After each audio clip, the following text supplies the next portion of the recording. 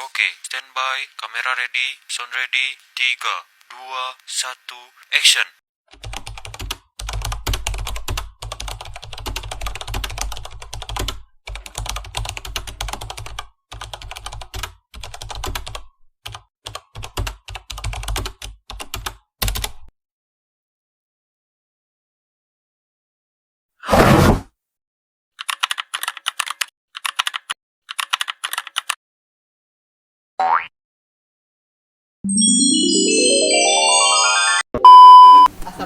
Bismillahirrahmanirrahim. Assalamualaikum warahmatullahi wabarakatuh.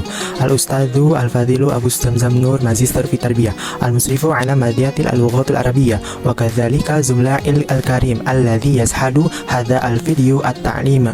A'rafukum binafsi ana Danu Adam Fazian Putra binaswa Isnani adrusu fi barmazi at-tarbiyati al-islamiyah fi Jami'ati Islami Al-Ihya Kuningan. Fi hadhihi videatu sa'aqdam lakum mawdu'a haula al-mubtada wal khabar wa kadzalika li talbiyati al-mutallibati madatil al-lughatul arabiyyah.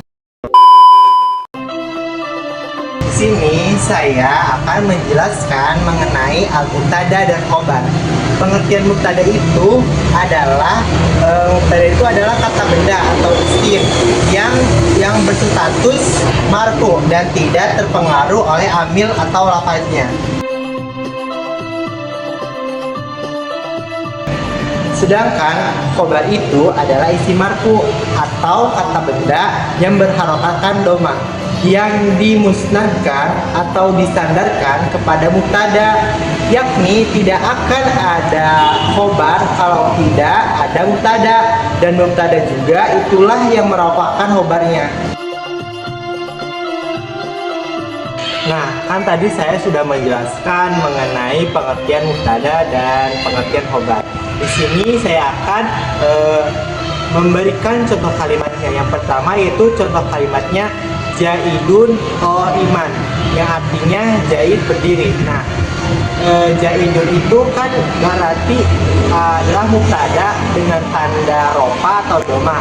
Sedangkan Qa'imunnya itu kan yang berarti berdiri. Nah, yang Qa'imun itu adalah bentuk khobar dengan tanda apa? Dengan tanda rofa, doma, karena dia bentuknya mufrad.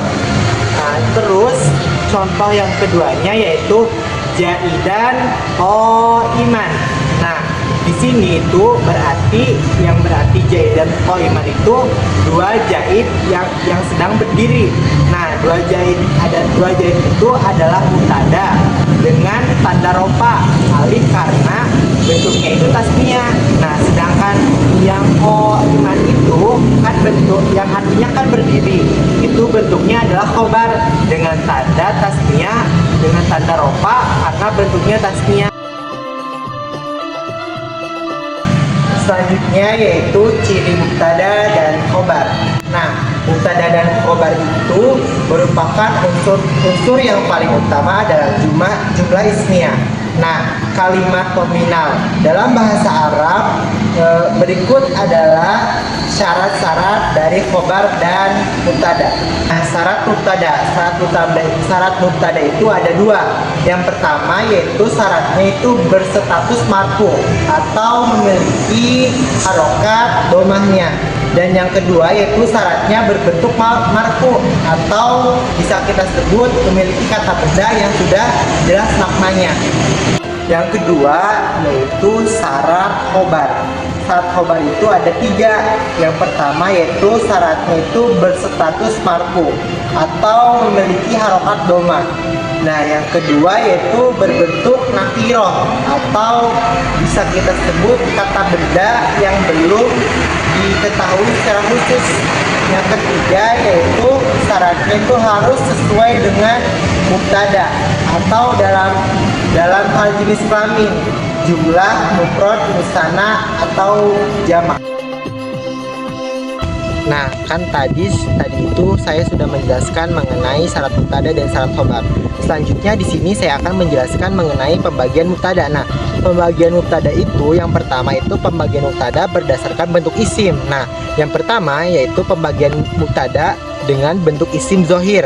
Contohnya misalkan kayak ismi zohir. Nah, itu tuh kan kata benda nyata mubtada berupa isim yang jelas dan dapat dikenal dengan konteks kalimat. Contohnya at-thalabu mujtahidun, mahasiswa itu rajin. At-thalabu mujtahidun.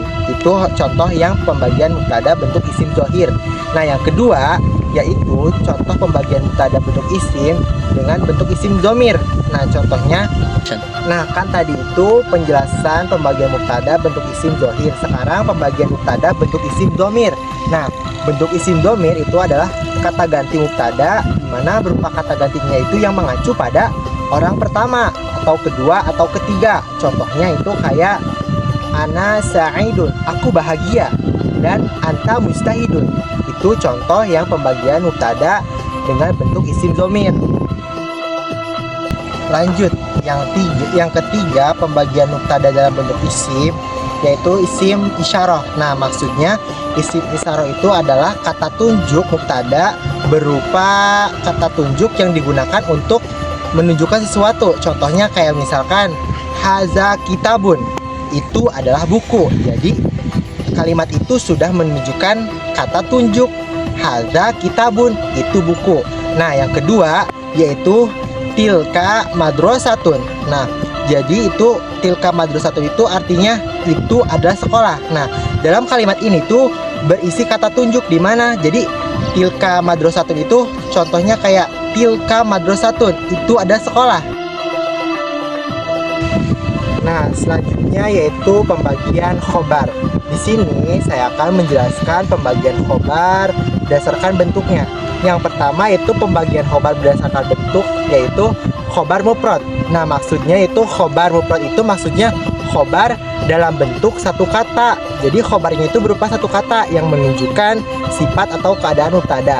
Contohnya at-thalabu mujtahidun, mahasiswa itu rajin.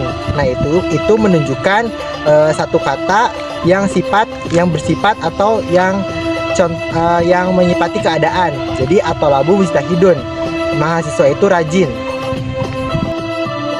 Selanjutnya yaitu pembagian mubtada dalam bentuk khobar jumlah. Jadi maksudnya itu khobar dalam bentuk jumlah itu khobarnya itu berbentuk kalimat lengkap di mana khobarnya itu berupa sebuah kalimat yang terdiri dari jumlah fi'liyah, kalimat verbal atau jumlah ismiyah, kalimat nomina. Jadi kata khobarnya itu berupa jumlah fi'liyah dan khobarnya itu dalam bentuk kalimat verbal yang mengandung kata kerja. Contohnya itu kayak at-thalabu yadrusu, jadi mahasiswa itu sedang belajar. Nah, contoh yang kedua itu ar-rajulu yahdu itsyuqi, jadi artinya itu laki-laki itu pergi ke pasar. Jadi kesimpulannya itu khobar itu berupa jumlah fi'liyah dan khobarnya itu dalam bentuk kalimat verbal yang mengandung kata kerja. Nah, selanjutnya pembagian khobar berdasarkan kejelasan makna. Nah, yang pertama itu pembagian khobar dalam kejelasan makna itu dalam khobar ma'rifah. Nah, maksudnya itu khobarnya itu sudah jelas. Jadi makna khobarnya itu sudah berbentuk isim yang ma'rifah atau yang jelas. Jadi yang memberikan informasi tertentu tentang si mubtadanya. Jadi khobar ma'rifah itu khobar yang dimana khobarnya itu sudah jelas maknanya. Jadi contohnya itu adalah al-muallimu huwa al-mudru. Jadi guru itu adalah kepala sekolah. Jadi si katanya itu sudah menjelaskan maknanya. Jadi tidak ada harus cari-cari dari mana si kalimat itu. Jadi kata ma'rifah ini sudah jelas maknanya, al-muallimu huwa al-mudru. Selanjutnya pembagian khobar dalam bentuk khobar nakiroh. Nah, jadi maksudnya khobar nakiro itu khobar yang belum spesifik. Jadi khobarnya itu berbentuk isim nakiro. Materi demi materi pun sudah saya jelaskan, dari mulai pengertian khobar, syarat-syarat khobar, dan sampai ke sekarang itu bentuk khobar. Selanjutnya saya akan memberikan kesimpulan dari seluruh materi yang tadi saya sampaikan. Jadi maksudnya dan kesimpulannya itu mubtada dan khobar itu merupakan dua komponen utama dalam pembentukan jumlah. Nah, dalam pembentukan jumlah ismiyah. Nah, terus dalam bahasa Arab mubtada itu adalah kan kata benda isim atau marfu yang menjadi subjek atau pokok kalimat. Nah, sedangkan khobarnya itu adalah kata benda marfu yang memberikan informasi. Mungkin itu saja kesimpulan dari semua materi saya. Kurang lebihnya mohon maaf apabila ada kata-kata yang salah. Saya juga masih dalam tahap pembelajaran. Wassalamualaikum warahmatullahi wabarakatuh.